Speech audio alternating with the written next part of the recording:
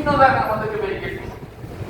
কত দিকে ঘুরে গেছে, রিক্সা চালাইতে পারে না, কতক্ষণ আমি চালাইছি, কতক্ষণ আমি চালাইছি, কতক্ষণ রিক্সা চালাইছি। এলো রাজনীতির ইতিহাস আমাদের, এটা বলি শেষ করা যাবে না। আজ ৩৭ বছর রাজনীতির ইতিহাস আমাদের কাছে বলি শেষ করা যাবে না। ১ নম্বর ওয়ার্ড এত রেট কেন? আমি ব্যক্তিগতভাবে আমি কর্মী বান্ধব, আমি একটু নেতা বান্ধব কম, নেতার টেবিলে হাজিরা দেওয়া, নেতার পিছনে হাঁটা, আমার লগে সতর্ক থাকবে কর্মীদের সাথে। আমরা থাকতে একটা কর্মীর উপর অন্যায় করবে নেতারা, এটা আমি মানি না।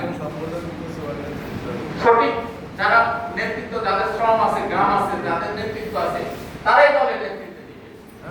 অমুকের ভাই, অমুকের আত্মীয় নেতৃত্ব দিবে, এটা আমি মানতে রাজি না। এগুলো নিয়ে আমাদের কিছু গুরুত্ব থাকে। রামগঞ্জ জিয়ালক্রিয়া মন্ত্রী ছিল, আমি জেলা ছাত্র দলের সেক্রেটারি।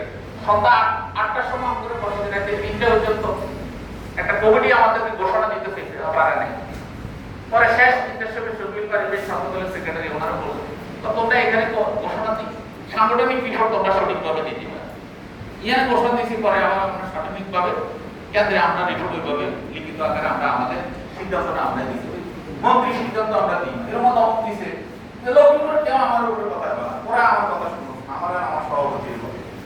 আমরা হয়েছে এটি তাকে পড়ার একদিন আওয়ামী লীগ আসে লক্ষ্য করিয়া পড়ে গেছে যে আমার পরবর্তীতে ছাত্রদের সেক্রেটারি ফোন দিতেছে নাজিম সাহেবের লগে, যে বস আমরা যেতে করবেন না, এমনি করবে মানে কে করছে, তো নাজিম সাহেব যেতে করবে এমনি কাজ করবে, এটা কথা হইল।